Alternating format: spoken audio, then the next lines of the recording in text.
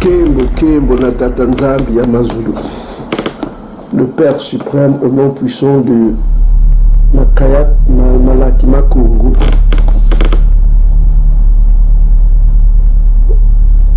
L'archange Congo, le grand chef qui vient bientôt délivrer son peuple selon le livre de Daniel chapitre 12 verset 1 à 2, qui vient délivrer le peuple qui est dispersé au-delà des fleuves de Couche, au-delà des fleuves de l'Éthiopie, comme les mauvaises traductions l'indiquent, de l'Afrique centrale jusqu'en Afrique du Sud, le peuple bantou, et qui vient délivrer aussi les captifs de son peuple.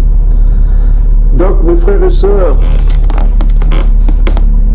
c'est avec une joie intense que je me permets aujourd'hui de parler à ce peuple divin pour vous révéler un certain grand nombre de secrets. Vous avez vous-même constaté que, à cause de la vérité que nous prêchons, l'ennemi est venu contre nous. Il a cherché à nous couper la langue. À travers notre chaîne, il a cherché à nous empêcher de parler. Jadis, on empêchait aux prophètes de parler en les tuant. Et avec le temps, on brûlait les livres des prophètes. Et on a cherché à enlever le nom de Congo. Les archéologues qui trouvaient le nom de Congo enlevaient et rayaient le nom de Congo. Et aujourd'hui, la vérité se manifeste. On cherche à empêcher les prophètes bantous de parler au peuple bantou. C'était quoi le problème? Le problème, c'est que la vérité a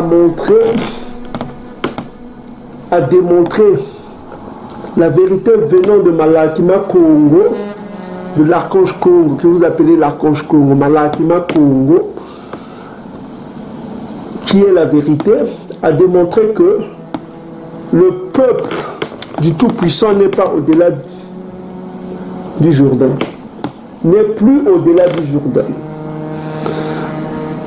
Le peuple divin n'est pas au-delà des fleuves du Rhin. Le peuple divin n'est pas au-delà du fleuve du Mekong, du Mississippi, où j'en passe de n'importe quel fleuve. Mais le peuple divin est au-delà des fleuves de l'Éthiopie, de Couche. Dans quel continent? En Afrique. Et la prophétie a montré quand Malakima Congo se manifestera, le peuple divin apporteront des offrandes, comme l'exigent les lois mosaïques. Le coma, Ésaïe 66, verset 20, Ézéchiel chapitre 20, verset 40, Malak chapitre 3, verset 1 à 5. Le peuple divin est appelé à porter les offrandes. Et on a démontré que le mot offrande en hébreu, c'est un mot qui appartient à ce peuple au-delà des fleuves de l'Éthiopie. Le mot offrande en hébreu, c'est menga. Menga. Qui veut dire quoi?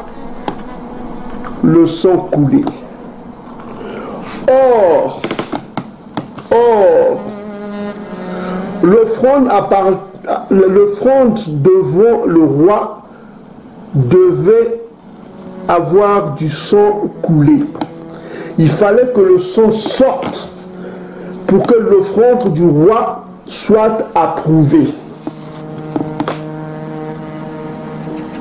C'est pas moi qui le dis.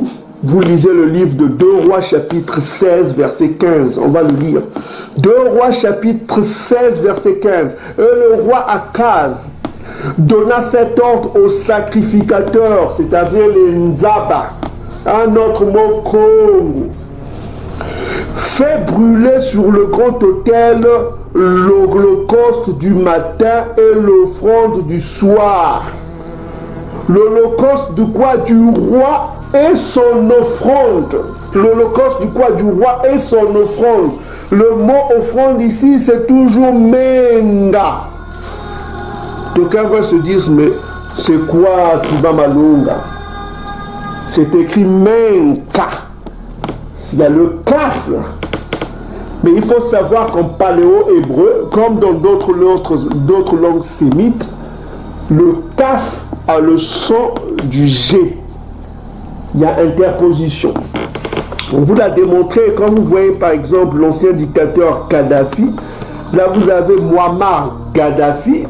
Et vous pouvez aussi lire sur Wikipédia, vous voyez ici Muammar Gaddafi avec le G. Et quand vous voyez ici, vous voyez dans d'autres ici, vous avez quoi? Là vous avez Muammar Gaddafi. Et si vous allez ici, vous changez, vous avez quoi? Muammar Kadhafi avec le K. Vous verrez vous-même, c'est avec le K. Donc ça s'interpose en langue sémite, le K et le G. Donc on peut dire quoi? Menga ou menka. Ça s'interpose. Donc c'est le son devant le roi. Or qui revient, c'est le roi d'Issolélé, le grand chef Makaya, comme dit le livre de Daniel, le grand chef Malaki. Le terme Malaki en langue Congo, ça veut dire l'ordre, celui qui apporte l'ordre. Celui qui apporte l'ordre dans le coma, ce qui apporte l'ordre, c'est quoi? C'est les Mfumu, le roi. Ce qui apporte l'ordre, c'est quoi? C'est les anges. C'est eux qui ordonnent la nature. C'est pourquoi dans le livre d'Apocalypse, l'Esprit dit aux anges, n'attaquez pas la terre jusqu'à ce que le front des serviteurs soit marqué. Donc les anges ont le pouvoir d'apporter l'ordre, ils ont le pouvoir d'apporter le désordre. Vous comprenez ce que je veux dire? Donc Malaki est un terme très sémite. Chez les Arabes, ils disent Meler, Melek ou Melek.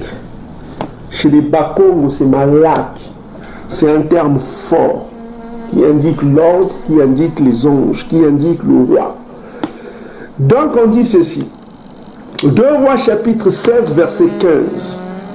Le roi Akaz donna cet ordre au sacrificateur Uri, fait brûler sur le grand autel l'holocauste du matin et l'offrande du soir, l'holocauste du roi et son offrande.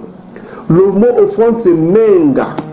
Les holocaustes de tout le peuple du pays et leur offrande. Et regardez la suite. Versez-y leur libation et répondez tout le sang des holocaustes, le sang des sacrificateurs. Pour ce qui concerne l'autel des reins, je m'en occupais. Donc cet holocauste menga se faisait avec ce qu'on appelle, on répandait le sang partout. Donc l'offrande là, devant le roi, ne faisait qu'avec le fait de répandre le sang, une libation, de répandre le sang. C'est pourquoi menga, ça a une connotation, la même connotation avec le sang. Donc le seul peuple dont on dit qui est au-delà du fleuve de l'Éthiopie, qui utilise ce terme menga. À qui parle-t-on? Question. Nous avons démontré cela. Et au verset 20, on apprend que ce peuple qui est au-delà du fleuve de l'Éthiopie, qui utilise le terme menga, a des captifs parmi les nations que l'archange Congo a promis ramener comme au temps de Massa, qu'on appelle Moïse. Mais, mes frères et sœurs, nous commençons à zéro. Nous reprenons à zéro, nous publions encore les vidéos dans diverses chaînes, d'autres ne le savent pas, mais d'autres le savent. Parce que d'autres qui cherchent la vérité, ils trouvent la vérité. Celui qui aime la vérité cherchera la vérité. Celui qui aime écouter Tiba Malunga, il va chercher Tiba Malunga, il va le trouver, c'est simple. il va trouver des vidéos de Tiba Malonga. Mais ce n'est pas Tiba Malonga qui est important, mais c'est le coma qui est important, mes frères et sœurs. C'est-à-dire, Joël nous recommande, il faut chercher Congo dans le jeûne. Et le vrai jeûne, on vous l'a démontré, c'est la justice de Congo, qui est le vrai jeûne selon les livres d'Ésaïe. C'est la justice de Congo qui est le vrai jeûne. Donc, mes frères et sœurs, il faut que nous nous souvenons de nos obligations, c'est-à-dire la loi, la justice de Congo et la lecture quotidienne du coma. Donc mes frères et sœurs, on va commencer la vidéo, on va vous révéler les secrets. Donc le Ngonda arrive. Le mot Ngonda est un mot hébreu. Vous le trouverez ça.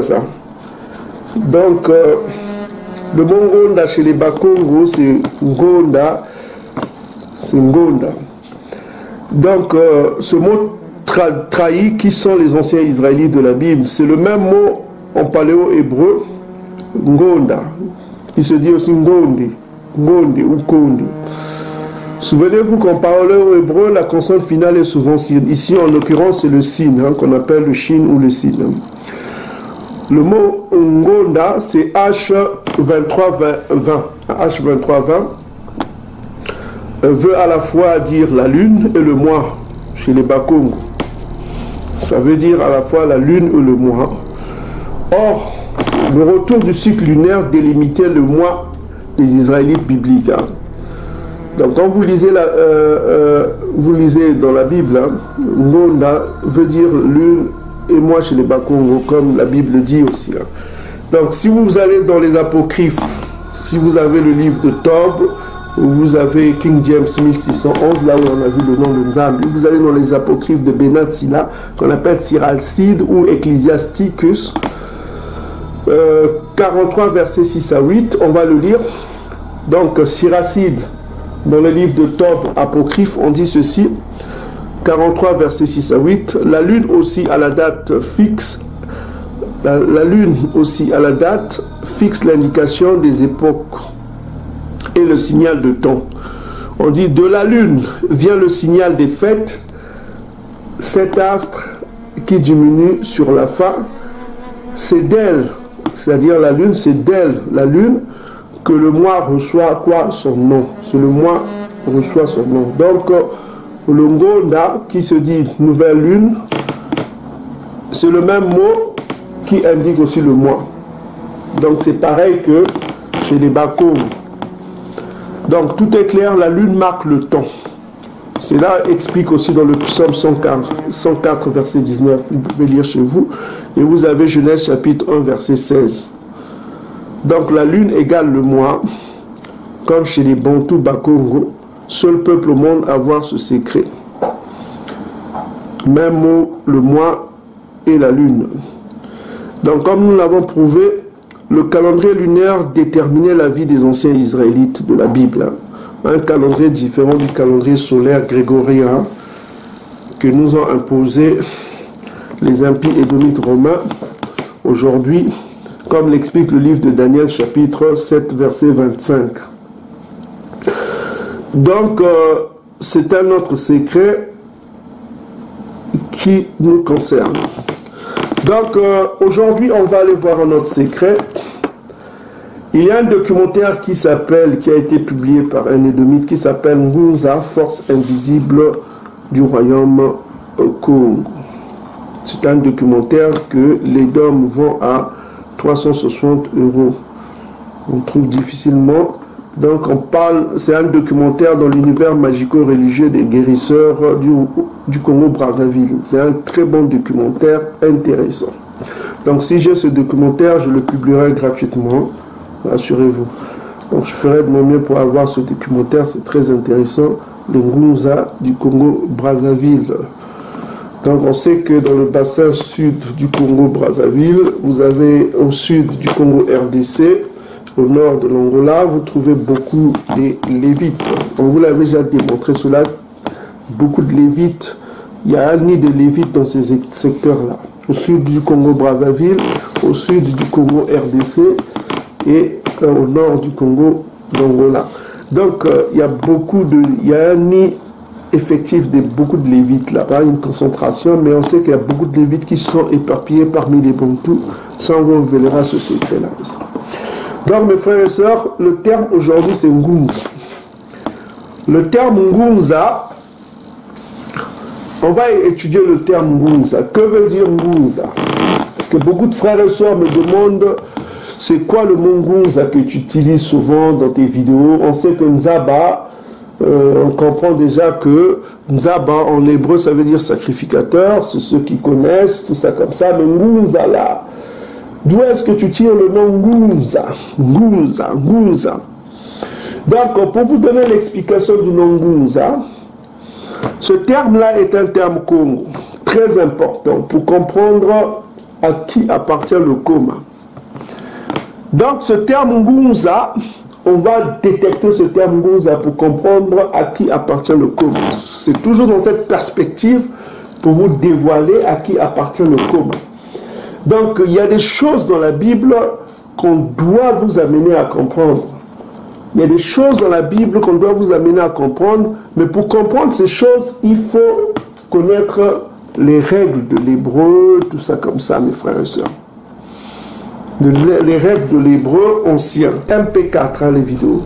Donc on va voir les Ngunza, c'est quoi. Donc le terme Ngunza, ça veut dire quoi? Si vous allez dans le site là qui s'appelle kairn.info,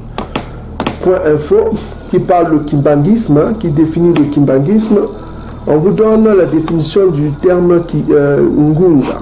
Donc si vous descendez un peu plus bas sur ce site, descendez si bas, plus bas, donc vous avez le terme Ngunza ici, au verset 7, au 7 ici. Donc on va agrandir pour vous donner la définition du terme Ngunza. Donc Ngunza, cette Ngunza veut dire en Kikongo prophète, héros, celui qui parle au nom d'un chef. Donc en langue Congo, Ngunza veut dire quoi? Prophète, héros, celui qui parle au nom d'un chef. Ngunza veut dire prophète. Retenez bien prophète, héros ou celui qui parle au nom d'un chef. Donc ce qui nous intéresse, c'est le mot prophète. Donc quand on va ici, on va aller ici, vous prenez Luc chapitre 8, verset 1 à 3. On va lire quelque chose dans Luc chapitre 8, verset 1 à 3. Donc ensuite, Isaïa allait de ville en ville et de village en village, prêchant, annonçant la bonne nouvelle du royaume de Tatanzambi. Les 12 étaient avec lui et quelques femmes qui avaient été guéries d'esprits malins et de maladies. Donc on va donner le nom des femmes qui avaient été guéries des esprits malins et des maladies. Donc on donne Marie dite de Magdala. Le nom Magdala, ça veut dire quoi? Magdala, quand vous cliquez ici le nom Magdala, juste pour vous montrer, on vous dit ici Magdala, ça veut dire une tour. On va ici dans l'origine de Magdala, on voit ici. En fait, son nom n'était pas Magdala, c'est Mandala. Mandala, ça veut dire une plante, notamment, on parle d'une plante, souvent le palmier. Donc on voit, ça a une origine araméenne qui veut dire Migdal. Donc quand on clique Migdal, on vous dit quoi? On vous dit quoi? Une tour, comme on a dit une tour, un lit élevé. Et on dit mot associé à Migdal, ça veut dire estrade, plante. Vous voyez, plante. Plante. Donc on vous dit que chez les Bantous, Mandala, ça veut dire plante. Donc on revient ici, plante. Plante en l'occurrence, ça veut dire Mandala, ça veut dire le palmier. Souvent quand une personne meurt dans une rue, on met ce qu'on appelle le mandala. Donc Marie dite de Magdala, au lieu de dire Magdala, c'est Mandala. Mandala. De quelle étaient sortis 7 démons. Donc on a vu aussi Jeanne, femme de Ngunza. Donc Ngunza là, vous allez dire Ngunza, en fait son nom n'est pas Ngunza, c'est Ngunza, parce qu'on a dit que le kaf a le son du G, comme avec Gaddafi ou Kadhafi, c'est dans les langues sémitiques ou paléo-hébraïques. Donc Jeanne là, son nom n'était pas Jeanne, comme vous voyez, ça dérive de Jean. Johannes, l'origine c'est Johannes. Quand vous cliquez Johannes, en hébreu ça donne quoi? Ça donne le nom de Yokana. Yokana en hébreu, on a déjà montré l'hébreu. Yokana c'est quoi? Donc Yokana, ça veut dire l'alliance. Ok? On a déjà montré cela dans d'autres vidéos. Yokana. Donc c'était pas Jeanne, c'était Yokana. Yokana, femme de qui? De Ngunza, l'intendant d'Hérode. Donc c'est la femme d'un juif, d'un bantou, qui s'appelle Kunza. Donc on clique ici Kunza. Kunza là, on dit origine incertaine. Incertaine. Ça veut dire quoi? Le voyant. Kunza veut dire le voyant. Le voyant, c'est celui qui voit. Donc on va voir ce terme en hébreu dans Blue Letter. Vous avez ici Kunza. Dans Blue Letter, c'est toujours G5529. G, ça veut dire grec, hein, parce que c'est écrit en grec. On dit of uncertain origin, ça veut dire seer, ça veut dire celui qui voit. Donc on va prendre encore un autre mot en hébreu. Voilà, on va prendre encore ici en hébreu. Ok, on finit avec ça. Donc on voit que ça veut dire celui qui voit, c'est un voyant. On sait que c'est d'une origine incertaine. Mais on sait que c'est un nom hébraïque parce que ça vient du mot hébreu qui s'appelle Konza. Konza, ça veut dire en hébreu, ça veut dire prophète, ça veut dire celui qui voit. Ok, ça vient seer. Seer, ça veut dire voyeur, voyant, celui qui voit. Donc quand on revient encore sur Kunza, voilà, on revient encore ici, la signification Kunza, origine incertaine. Donc Kunza. Mais on sait que le Ka en paléo-hébreu, puisque c'est un nom hébraïque qui vient de Kanza, qui est un mot hébreu, qui veut dire voyeur. Voyeur en hébreu, ça fait dire Konza ou Kanza. Donc on voit que ça vient seer, ça veut dire voyeur. Donc on voit aussi ici Kunza. On dit la même chose, ça veut dire le voyant. C'est toujours G qui veut dire le grec 5529. Ok? Donc origine incertaine. Mais c'est un nom hébraïque qui veut dire voyeur parce que ça a le même sens que le mot en hébreu Kanza qui veut dire voyeur. Donc on a ici Kunza. Au lieu de dire Kunza, le kaf, comme on nous a dit en hébreu, a le même son que quoi? Le G. Donc au lieu de dire Kunza, on dit Ngunza. Est-ce que vous commencez à comprendre Ngunza? On dit Ngunza, comme on prononce ici Ngunza, qui veut dire chez les Bantous, ça veut dire prophète. Mais ici on traduit comme voyant.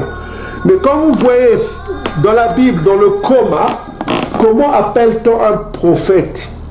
Est-ce qu'un voyant est différent d'un prophète selon la Bible? On va aller dans 1 Samuel chapitre 9, verset 9.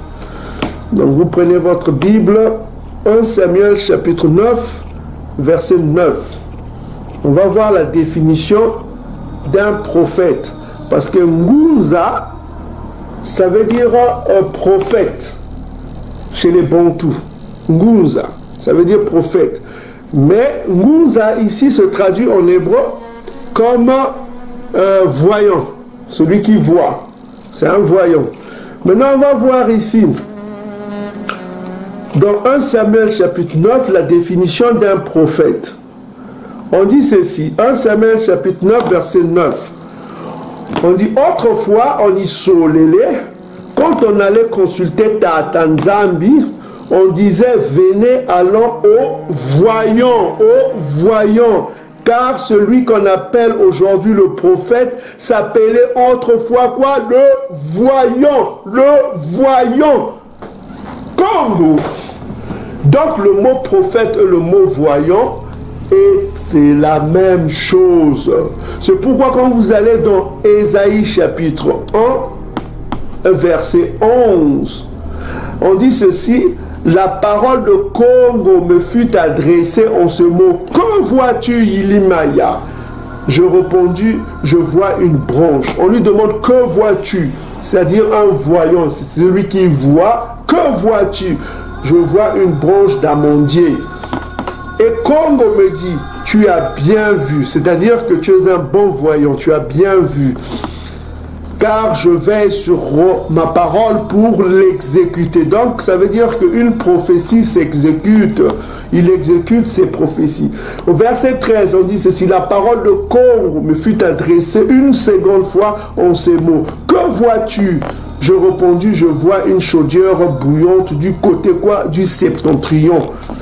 Et Congo me dit, c'est du septentrion que la calamité se répandra sur tous les habitants du pays. Donc on voit ici que le voyant et le prophète, et ce sont les mêmes mots dans le coma. Ce qu'on vient de lire dans 1 Samuel chapitre 9 verset 9. Je répète encore, on dit autrefois on isolait quand on allait consulter Tatanzambi, on disait venez allons au voyant, car celui qu'on appelle aujourd'hui le prophète s'appelait autrefois le voyant, c'est-à-dire Ngouza. Donc on voit que le nom Ngouza figure dans le coma dans l'Ancien Testament. Dans le Nouveau Testament, excusez-moi. Dans le Nouveau Testament. Ngouza veut dire en Kikongo, prophète, héros, celui qui parle au nom d'un chef. Donc Ngouza, c'est ici Nkunza. Ici on dit Kunza, mais c'est Ngouza. Donc Jeanne, celui qu'on appelle Jeanne, dans Luc chapitre 8 verset 3, Jeanne, ce n'était pas son nom. Jeanne, on vient de voir son nom était quoi? Yokana. Yokana, comme vous venez de voir en hébreu, ça veut dire l'alliance, l'entente. C'est un même mot en kiko, en lingala, bantou. En lingala, Yokana veut dire l'entente. C'est l'alliance. Ok?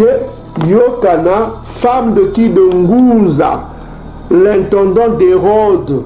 C'est-à-dire qu'il travaillait pour Hérode. Il faisait les petits boulots. C'était un administrateur pour Hérode. C'était un intellectuel bantou dont la femme qui s'appelait Yokana. Ok? Donc Ngouza, que vous voyez ici dans Luc chapitre 8 verset 3, est un mot typiquement bantou. Vous ne le trouverez nulle part. Chez aucun peuple au monde que chez les bantous. On vous a dit que le kaf, le ka et le g se confondent en paléo-hébreu ou dans d'autres langues sémitiques. Ça s'interpose. Donc on voit ici encore une preuve flagrante que le Komala n'est que l'œuvre du peuple au-delà du fleuve de l'Éthiopie qui utilise ces mots. Il n'y a pas d'autre, l'ombre d'un doute, mes frères et sœurs. Donc c'est ces vérités-là que vous ne connaissez pas, qu'on vous montre que l'ennemi voulait empêcher le frère Tiva Malonga de vous révéler. Mais nous avons d'autres secrets à révéler, d'autres grands secrets qui viendront. Donc on voit que le Nouveau Testament, là, qu'on appelle le Nouveau Testament, n'est que l'œuvre du peuple au-delà du fleuve de l'Éthiopie. Les acteurs du Nouveau Testament, en majorité, ne sont que les Bantous. Ne sont que les Bantous. Où trouvez-vous le nom Ngouza? En Afrique. Vous allez en Afrique de l'Ouest, vous ne trouverez pas. En Afrique de l'Est, vous ne trouverez que peut-être parmi les Bantous. Mais vous les trouverez qu'au-delà du fleuve de l'Éthiopie. Soyez sincères. Et ça veut dire quoi? Ça veut dire prophète en langue Congo. Ngouza. Ngouza veut dire prophète en langue Congo. Mais ici, les Khazars disent que origine incertaine, l'origine de ce mot est incertaine parce qu'ils ne le savent pas. Mais en hébreu, on sait que le mot voyant, ça s'écrit pareil. Toujours, il y a le kaf, il y a le zaïn et il y a le he. C'est-à-dire, il y a le ka qui se transforme aussi en g. Et il y a le z, zaïn, le z. Et il y a le et qui ne se prononce pas, qui est sourd souvent. C'est comme le h hein, en anglais. Donc, ça fait ngouza. Koza, koze, qui veut dire quoi? Qui veut dire seer. Seer, ça veut dire celui qui voit, ça veut dire voyeur. Donc on va prendre ce mot-là H2374. On va le mettre là. On va le mettre là. Alors, on va aller dans Strong Concordance, H22. Donc, on va voir 2374. On va mettre hébreu. On va chercher. Pouf. Et il va nous trouver, il va nous donner. Ok. 2374. Ok. Il va trouver. Donc, voilà. Donc, vous avez Konza. Konza. Eux, ils disent Konza, mais c'est Ngunza. Ngunza. Parce que le K peut avoir le son du G. On vous l'a démontré déjà. Donc, ça veut dire quoi, voyant, en hébreu? Voyant, prophète. Vous voyez, voyant, prophète, qui observe les astres, tout ça. Ça vient de Kanza. Kanza. Kanza, si on clique ici, 2372, Kanza, ça veut dire celui qui perçoit, celui qui voit, celui qui devine, tout ça comme ça. Mais ici, on voit que la prononciation se disait Ngunza. Ngunza, Ngunza, comme vous pouvez le voir ici, en hébreu, Ngunza. Ngunza. Au lieu de dire Kunza, puisque le K a le son du G, hein, on dit Ngunza. Au lieu de Kunza, Ngunza. Est-ce que vous commencez à comprendre Ngunza? Ngunza, c'est quoi chez les Bantous? Voyant, ça veut dire prophète. Or, selon 1 Samuel chapitre 9, verset 9, qu'on vient de voir, les prophètes se faisaient appeler voyants dans le coma. Donc, vous voyez vous-même, il n'y a pas l'ombre d'un doute, mes frères et sœurs, ce livre-là est l'œuvre des Bantous. Ce n'est que l'œuvre des Bantous. Voilà. Seul celui qui ne peut rien, il y a certaines personnes qui ne pourront jamais comprendre cela. C'est des mystères cachés. Donc aujourd'hui, on vient encore de voir que Congo vient d'être glorifié. Parce que cette révélation m'a été donnée au moment où je me préparais. Je préparais à faire une vidéo sur un terme précis, un autre terme. Mais Congo m'a guidé pour faire cette vidéo-là, pour montrer à son peuple que le Nouveau Testament, les acteurs qui sont là dans le Nouveau Testament, ce n'est que le peuple qui est actuellement au-delà des fleuves de l'Éthiopie, au-delà des fleuves de Couche. Donc, Congo a complètement changé mon programme et m'a amené à faire cette vidéo pour vous montrer que le terme Ngunza que vous voyez ici, les Ngunza que vous voyez ici, qui sont beaucoup au Congo-Brazza, au Congo-Kinshasa, qui étaient et qui sont la force invisible, qui était la force invisible du royaume Congo. C'est-à-dire des gens qui voyaient, des voyants, des prophètes. Il y a même Simon Kimbangu qu'on appelait Ngunza. On vient de le lire dans le site là qu'on vient de vous montrer. C'était un Ngunza, un prophète. Vous comprenez? Le terme Ngunza là, qui veut dire prophète, existe dans la Bible. Il n'y a pas photo.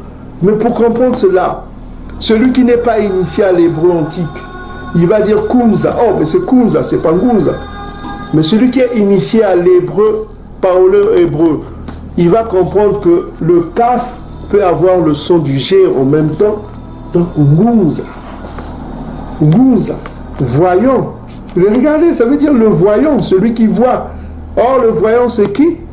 C'est ceux qu'on appelait les prophètes. Dans le coma. 1 Samuel chapitre 2, 1 Samuel chapitre 9, verset 9. C'est la vérité. C'est tout est clair, mes frères et sœurs. Vous cherchez le peuple de Dieu, vous l'avez trouvé, vous savez qu'ils sont. Petit, on dit Ngunza. C'est pas Ngunza, c'est Kunza. Le K là, il faut l'enlever, il faut mettre le G. Parce que le K et le G, vous pouvez dire Kunza ou Ngunza, c'est la même chose. En hébreu antique. Donc on dit ici Yokana, au lieu de dire Jeanne, hein? Au lieu de dire Jeanne, c'était Yokana. Nkentoya Ngunza. C'est-à-dire que c'était la femme de Ngunza, un intendant d'Hérode, qui travaillait au service d'Hérode. Ok? Donc cette femme-là a été guérie par Isaïa, dont le mari travaillait pour les Romains. Ok? Ngunza, ça veut dire voyant. Ça veut dire, selon le terme du coma, un voyant, c'est un prophète. C'est un terme prophétique, ça indique les prophètes, comme l'indiquent les Bantous, les Bakongo. Donc on a dit que la signification en Kikongo du terme Ngunza, comme vous pouvez le voir sur l'écran, Ngunza veut dire en Kikongo prophète, héros, celui qui parle au nom d'un chef. Donc on voit que cette Bible-là est l'œuvre d'un seul peuple. C'est le peuple Bantou. Il n'y a personne d'autre qui vous donnera ces explications.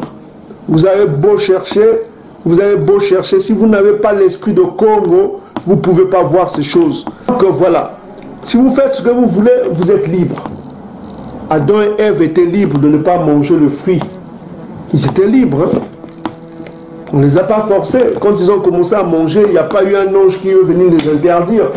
Non. Vous devez assumer tout ce que vous faites dans vos vies. C'est comme ça. C'est ça, Congo. Il ne force personne. Voilà. Il a ce qu'on appelle, il y a une prédestination.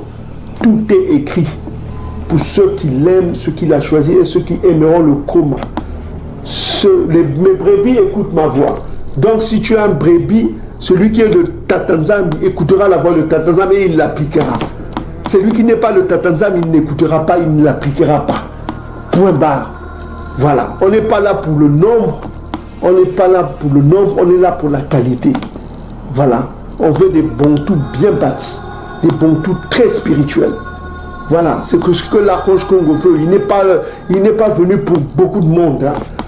Pour beaucoup de Bantous. Voilà. Voilà. Il est venu pas pour le nombre. Il est venu pour la qualité. La qualité, voilà. Celui qui aime le coma, il appliquera le coma. Voilà. Il appliquera le loi du coma. Celui qui aime Tatanzam, il fera ce que Tatanzam lui demande. Il appliquera ça dans sa vie quotidienne. Mais celui qui ne fait pas, vous le reconnaîtrez. Il ne le fera pas. Il sera toujours attiré par ses désirs sexuels, son égoïsme, quoi. La vie de ce monde, c'est ça qui va l'intéresser. C'est ça qui sera son intérêt, quoi. Il fera ce qu'il voudra. Donc, mes frères et sœurs, soyez bénis, peuple Bantou. Nous reviendrons avec d'autres vidéos. Pour résumer cette vidéo, nous voulons nous parler de ce qu'on appelle la force invisible du royaume Congo.